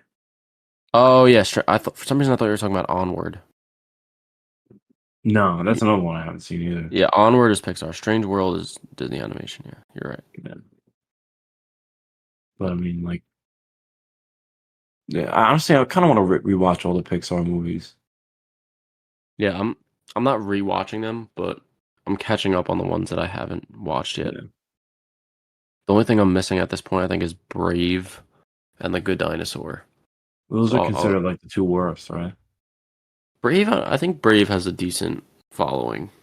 I think the Yeah, worst is always like universally considered Cars 2 because of how insane it is. yeah. It's mad funny because I actually watched Cars 2 and 3 recently just because those are The one of the only contrast. Pixars that I haven't seen. And it's like you have Cars 1, which is like a racing storyline. You have these, they're cars, they race. Then you have Cars 2, which is like it takes these cars and just does like a spy espionage story where there's like someone's trying to assassinate the queen or something. And there's all this weird shit within the Cars world. There's like like there's a Pope car, so that implies There's a that Jesus car. there's a Jesus car and that cars like follow Religion exists. Christianity. Religion exists within the Cars world. It's just like all these doors that they had no need to open. They could have just done a racing story. And then Cars 3 Yeah, kind of just completely ignores that any of that just does like a typical racing story again. So, yeah, it's always funny. But yeah, that was a good list. I mean, I feel like we had pretty differing opinions on our differing lists. yeah, I feel like we both kind of forgot a few too, but yeah, it was a pretty good choice. I'll give it to you. yeah. Thanks. So I'll leave you list too, buddy. But all right, let's move on to our last movie, which I recommended. That is called American Movie. Now, this is when we did a list of our top movies of all time, I think this and rewatching it just furthered that notion. So basically, the film is a documentary that follows this dude named Mark Borchardt, who is an aspiring filmmaker. I think he lives in like Milwaukee or something. Yeah. And he's clearly like not socially all there. So just his interactions and People what he are like, does is just like insane. yeah, Like you watch it and you're like, how is this not a sketch that was written in an office? But it's just like him being himself, yeah, funny. But it's also like very sad. yeah. It's sad to see like this is like someone's life. Yeah, because you're like, how does this guy not realize? Yeah, But I think it's such a quotable movie. There's so many like funny ass moments throughout. yeah. It's like hard for me to pick one that I like. I really like his friend. Yeah. The one Mike who Shank. that does the music. Yeah. It's mad funny because he's like the guy Mark is so enthralled in like making this movie and doing this. And he's been like trying to make the movie for like 7 years. Yeah. It took him like 7 years to make like a 30-minute short film. There's a subplot where like in order to get funding, he goes to his uncle and asks him for money, but like the uncle is just like barely even alive. Yeah, you could tell it's like And he clearly like elder abuse. he doesn't even know what's going on. Yeah. And Mark is like, yo, like it's just $3,000. We'll get it back to you. All we have to do is sell like 30,000 copies of our DVD, which like obviously he's not gonna. Yeah. Like literally, he just like makes a noise, and they just take out $3,000 out of his. But then he said like so, but then he ends up passing away in the movie, and he left him like I think he left him like $10,000 to finish. No, I think it was like 50 or 40,000. Jesus Christ, man! It's actually insane. Yeah, it's mad funny though. I don't. And then you find out Mark also has like a family. There's one scene where it's just him like yelling and screaming at his ex-wife and cursing and like their There's like 3 kids right there. No, I like the scene when he has the auditions and like he gets like mad tight. He's like, people are ruining my script, and he's like, I'm gonna do it, and he just starts like fucking screaming at the top of his lungs. Yeah, he goes like all in for it. And also the scene where he has to smash that guy's head through like a wooden thing. And it takes like 5 takes. Then they realize after like the third time that the wood's not going to smash because it's not like it's not cut correctly. Like pre-cut, yeah. And he's like, "Damn, bro, I'm sorry. I was trying to get your head through this thing." There's so many like little bits of dialogue too. Remember when he gets hammered? I think it was for the Super Bowl, and he starts like screaming and cursing and going insane. And his dad's like, "None of that kind of language." Yeah. Oh yeah. There's also the scene where his friend Mike wins like $50 in scratch offs. Oh, but he doesn't want to tell him. He's gonna ask him for money. Yeah. But then he mentions that he has like $20 on him. And he's like, "Oh, if you could think of something we could do for $20, then we'll do it." And then Mark is like, "Yeah, we could get 2 pitchers down at the pub." And then Mike is like, "Yeah, but I don't want to buy beer." And then Mark is like, he's like, "I don't want to buy it either, but if you buy it, I'll drink it." And it's just like it's like his normal like dialogue of just something he would say. The film is basically just a series of skits, but it's not written. That's what makes it so funny. Yeah, it's like this person's real life. It's just crazy. That's why I was saying it is kind of sad in a way. It's sad in multiple ways. One is like you kind of feel bad knowing that like obviously this guy's never gonna get big or make a great movie, and it's like his entire life goal. But it's also kind of like sad that this dude who's making the documentary is totally like taking advantage of him. I mean, he's paying him, I guess, but yeah. But I think that his story deserved to be told. Like I'm glad that I know of his existence. Yeah, no, I agree. I wish we could buy the movie that he made. The only way that you can get it is if you buy the DVD of American Movie and it's a special feature on it. I Don't we bought the have it Blu-ray. today? I bought the Blu-ray and it's not on there for some reason. But like I was looking on Amazon, the DVD is like $30. So one day if I'm willing to dish out 30 to watch his short film. American movie, what, DVD? Yeah. I also really liked just the vibe of it, like the aesthetic of everything. It kind of felt very like old school. It felt like someone just was recording it on like a handheld camera. Yeah. The Uh, music was really good too. Music was good, which is funny because Mike Shank, his friend, actually did the music. Yeah. There's one scene of him like playing the guitar with his blindfold on, and he just looks so goofy. Um, yeah, I don't know. It's like he has a Mark Borchardt has a lot of dialogue, the American dream, and like want to achieve it. Yeah. That's why it's called American Movie. American Dream. Oh yeah, I'm sorry, It's American movie. yeah. It's so quotable. There's Yeah. one part where he's working at a what's it called? He's working at a cemetery Yeah. in order to like make some money, and he mentions how one of the days he had to like clean the bathroom, and like someone like took a shit not in the toilet but like all Or over like the put it on toilet the and the wall or walls, something. and he was like, "Yeah, I went in that bathroom and stared at that shit for about 15 seconds and just said to myself, I'm really about to clean up another man's shit right now. Like like what went wrong in my life?" Just like I don't know, just the way he speaks and the way he story tells is so fun. Yeah. Um, there's also that part. Remember where he's driving in the car, and he's just like, he's talking about how he wants to be successful, and he's like, sometimes I feel bad because why should I be being successful while there's these other people that struggle? Meanwhile, like he's broke, Yeah. and his movie's not like as he It says was this, child support and shit. yeah, as he says that line, he takes like a newspaper and chucks it at someone's house because he's like delivering newspapers Yeah. and he's talking about how he feels bad for being more successful. And then he's like, but it's very against the Catholic way of thinking that I should be above someone else. But also I'm like 50% satanic and I believe in Yeah, I forgot about like you're like, he just I like believe says in both sides. yeah, Something he like like that. just says nonsense.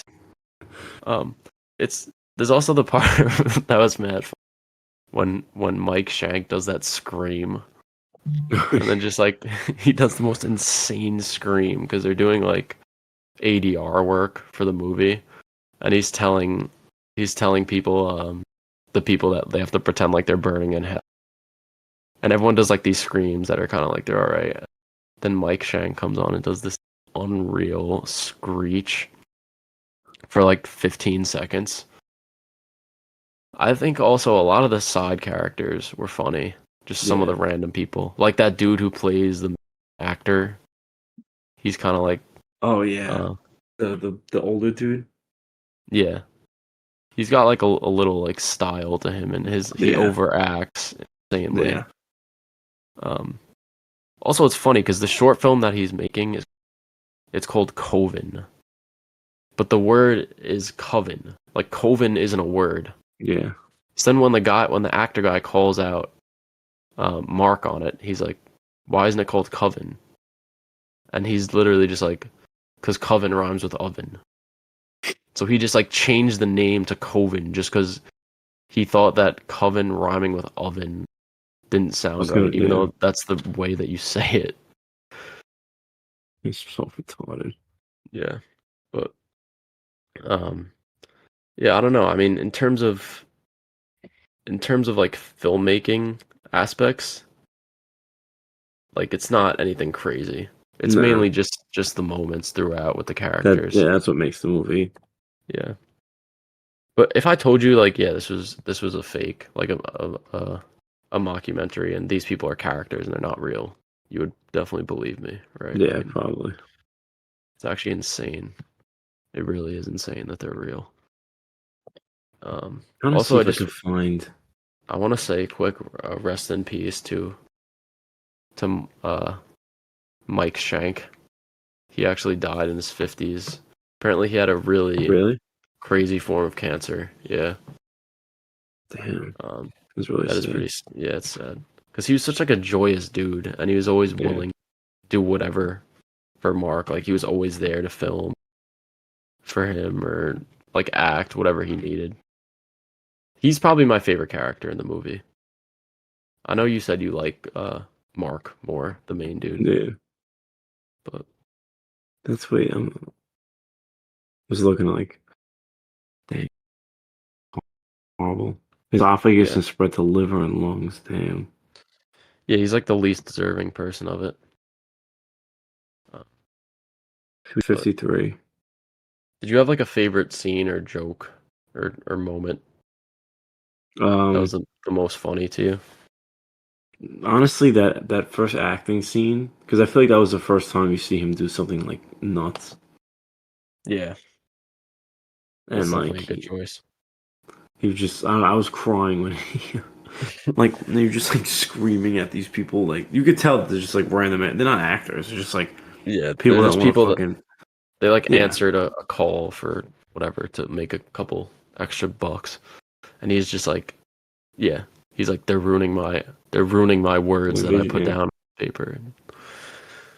Yeah, no, you're right, because that's kind of his first like him going insane. You're like, damn, this guy is like messed yeah, up. Like, I think my yeah. favorite scene is kind of like a more. It's not Serious. that it's more subtle, but it's like it's a scene with Mike Shank where he's telling this story.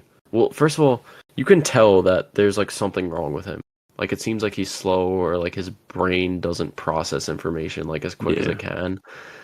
And like he's telling this story about how when he was younger, he like almost died. Like he died for like 10 seconds and then was resuscitated because he like did acid and it was laced. And he's like just nonchalantly telling this story. And he's like, yeah, when I woke up in the hospital, I reached in my pockets to try to find the other tabs of acid so I could drop again. And my mom was there and she took it. And then you're like listening to the story. Wait a second. This dude's brain was definitely altered from this experience. And that's yeah. probably why he, like, Doesn't as insanely messed up and slow as he is. It's just yeah. like, it's, I don't, it's so funny in so many different ways, but it's also But it's just like also like really sad. sad It's and like, scary too that he like yeah. But he is actually sober though. Like, or at least he was when the movie, like That's when like horrible. I feel like so bad that he died. I know, so do I. I know the guy Mark is still alive, but yeah, Did he he ever ends make up. another movie? I don't think so. I was looking actually on Letterboxd to see. I saw he was like an actor in a couple movies, but yeah, I just like how real the movie feels because it is just it's literally just following people around with a camera. There's no like Yeah. plot. There's nothing that like there's no like typical structure to the film. It just kind of Yeah. feels like you're going through this journey and experiencing this stuff with the people. So, Wait, it says he was on Family Guy. really, maybe he plays himself. Yeah. And then yeah, let me see. Yeah, it says himself. And then he's in a show on Adult Swim. Joe Pera Talks with You. American comedy television for Adult Swim. I'm looking at. He was in a T West movie apparently. Really? Yeah, you know T West, Well, right? yeah, yeah, he directed Yeah, Pearl. What was he in? Like what movie? Cabin Fever 2. We might have to run that. Yeah, he's actually credited as an actor in a couple movies. Nothing As crazy, but Herman. His name was doesn't say anything I about his just character though. yeah. I love like but I feel like by the end of the movie I wasn't laughing at them. I was laughing with them and I wanted them to succeed. I wanted the Yeah, movie like you're happy to on do it. Like well. when the movie premieres, like you feel good about it. Like you Yeah. don't want the Yeah. movie to fail. Yeah. Um this is probably like gonna go down as one of my most rewatched movies as well cuz Yeah. I've already watched it like this is my third or fourth time this year watching it cuz I love just showing it to people. It's probably something that you've never heard of or never heard of. No, I hadn't. Yeah. So, yeah, but I know you said your favorite scene. Your favorite person in it, though, is you think Mark. Yeah. Yeah, I'm trying to think if there's any other like side characters that were funny. There's like his buddy that always was getting into trouble. Forgot his name. He gets like arrested and they pick him up from jail. Oh yeah. That scene's goofy too. And then like they have to squeeze in the front, and Mike starts like hitting the gas by accident as he's moving over, and the car just flies. Just It's like just all like this nonsense. yeah. It's kind of like the humor is a lot more of like, at first you kind of think it's like, oh, it's funny because these guys are stupid and they're yelling and this and that. But a lot of it is like not surface level. Like you have to think of how Yeah. insane it is. Like there's a scene where they go, like I guess him and his wife were, he had like of the kids for a little bit. Maybe he saw them on the weekends. And he like takes the kids with him to some university for him to edit the movie, and he has them like sleeping on the floor on like tarps. And it's just like, you're like, the more you think about how insane that is, Yeah. it's just like at the surface you're like, all right, whatever. But then you're like, bro, like this guy is Like literally his taking. kids. Like that's It's definitely like, like if he did that, he'd probably go to. If he got caught, he'd probably go to jail. yeah, it's like, it's just so insane. Yeah. But this is kind This of one isn't. that you have to see it to believe it. A lot of the way I'm describing it is like saying parts of the movie that happened, like piece of dialogue. But you got to just watch Yeah. the movie. It says he made a UFO documentary called the Dundee Project, and it was selected at the Slam Dance Film Festival. It's 17 minutes long, and it's him and the dude Mike. I would actually be willing to watch that. Yeah. It came out in 2018. It says Mark. What's his last name? Borkhardt.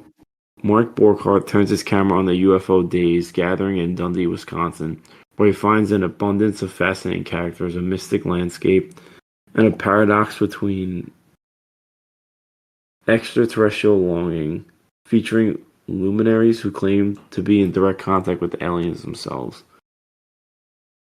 How do you watch it though? He's in a movie with Danny Trejo. Yeah, I'm gonna look more up into this into Mark. He actually I looks want like to. a psychopath in the picture from like his film festival thing.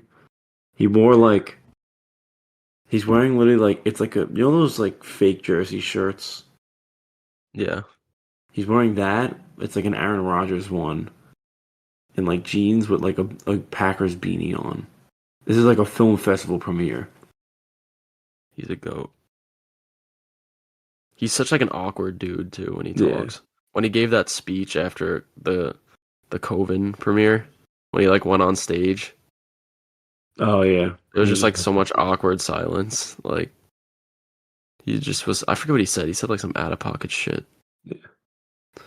But yeah, I guess the main takeaway is rip Mike Shank, and he deserves better. Yeah, but I guess if you want to have, if you're a fan of the Office kind of style of humor, Yeah, where yeah. it's Honestly, like a dry it's humor. I feel like It's it's like, even deeper than that though. yeah, but it is like a very dry humor. I know we watched it with my girlfriend. She didn't really like it at all, but she also doesn't like that type of humor.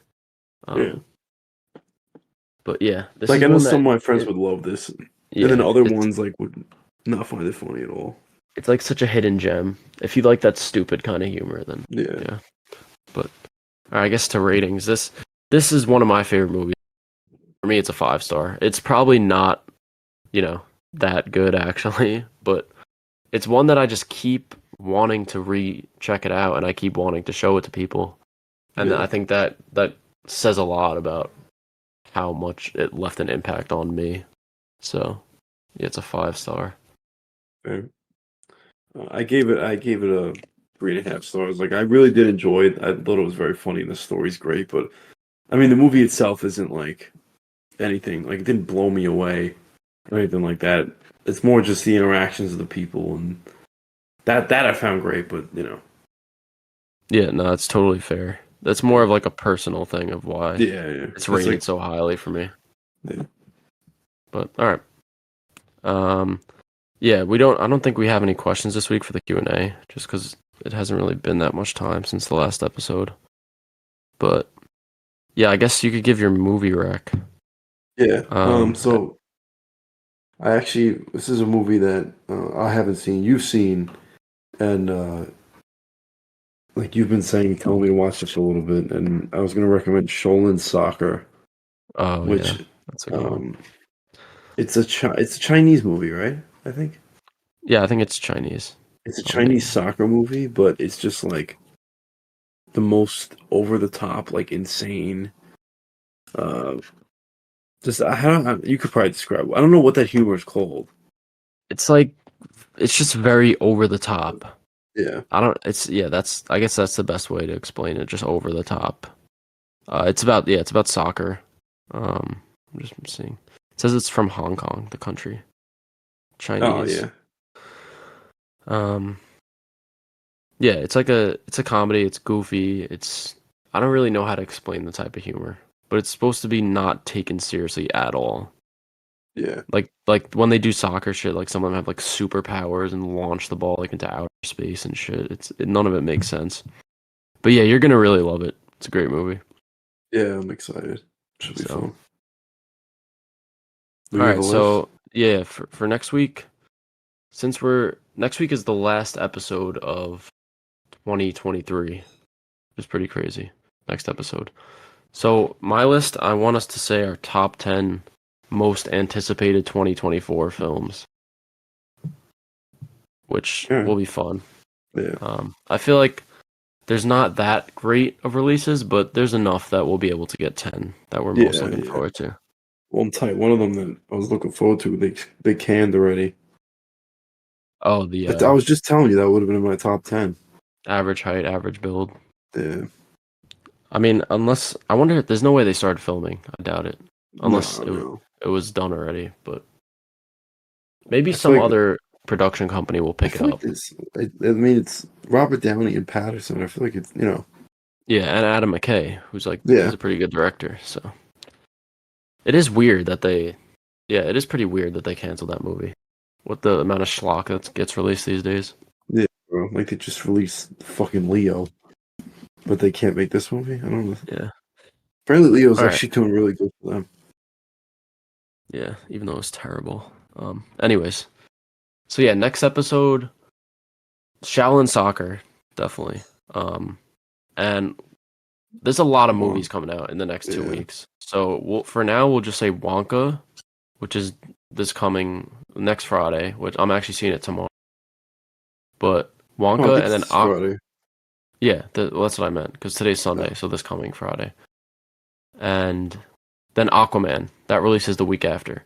There's Yeah. also Maestro is going to be on Netflix. The Iron Claw releases the 22nd as well. That I'm The actually really Zone of excited about. Interest, American Fiction. There's like a lot of movies coming out within the next 2 weeks. So we'll maybe discuss some others depending on what each of us see. Yeah. But for now, I would say definitely Aquaman 2 and 1, as well as Shaolin Soccer. Yep. So, I agree. all right. Thanks for listening, everyone. Yeah. Make Thanks sure for tuning in. make sure to follow us on our socials, and we'll be back in 2 weeks with episode 39. Peace.